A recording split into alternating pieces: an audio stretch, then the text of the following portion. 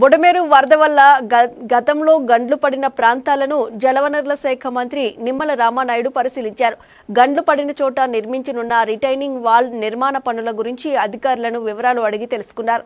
పనులు జరగనున్న తీరును ఆరా తీశారు. వర్షాల సీజన్ మొదలయ్యేలోగా 3 గండ్ల నిర్మాణ పనులు పూర్తి చేయాలని అధికారులను ఆదేశించారు. ఈ సందర్భంగా మంత్రి మాట్లాడుతూ గతంలో అత్యవసరంగా పూడ్చిన 3 గండ్లు కలిపి రిటైనింగ్ వాల్ నిర్మాణం కోసం పనులు మొదలు పెట్టబోతున్నామని చెప్పారు. బుడమేరు డైవర్షన్ కెనాల్ ను 37,500 క్యూసెక్కులకు పెంచేలా పెండింగ్ పనులు పూర్తి చేసేలా ప్రతిపాదనలు సిద్ధం చేశామన్నారు. బుడమేరు వరద ఎనికేపాడు మీదుగా కొల్లేరు, ఉప్పుటేరు నుండి సముద్రంలో కలిసేలా డిపిఆర్ తయారీ దశలో ఉందన్నారు.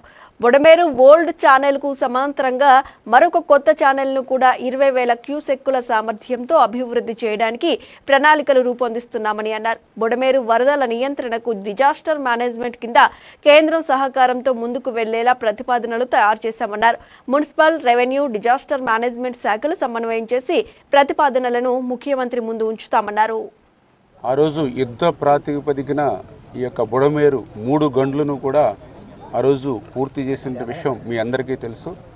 అయితే ఆ రోజు తాత్కాలికమైనటువంటి ప్రాతిపదికన, యుద్ధ ప్రాతిపదికన విజయవాడ ముంపుని నుంచి రక్షించాలనేటువంటి ఉద్దేశంతో ఆ రోజు వర్షాల్లో ఆ రోజు చేసినటువంటి పనిని పర్మనెంట్గా, ఎందుకంటే ఏదైతే ఇప్పుడు 3 గళ్ళు ఏవైతే బుడమేరుకు పడ్డాయో మొన్నటి సంవత్సరమనే కాదు, గతంలో కూడా ఎప్పుడు ఫ్లడ్ వచ్చినా కూడా ఇక్కడే గండ్లు పడుతూ ఉన్నాయి గతంలో కూడా.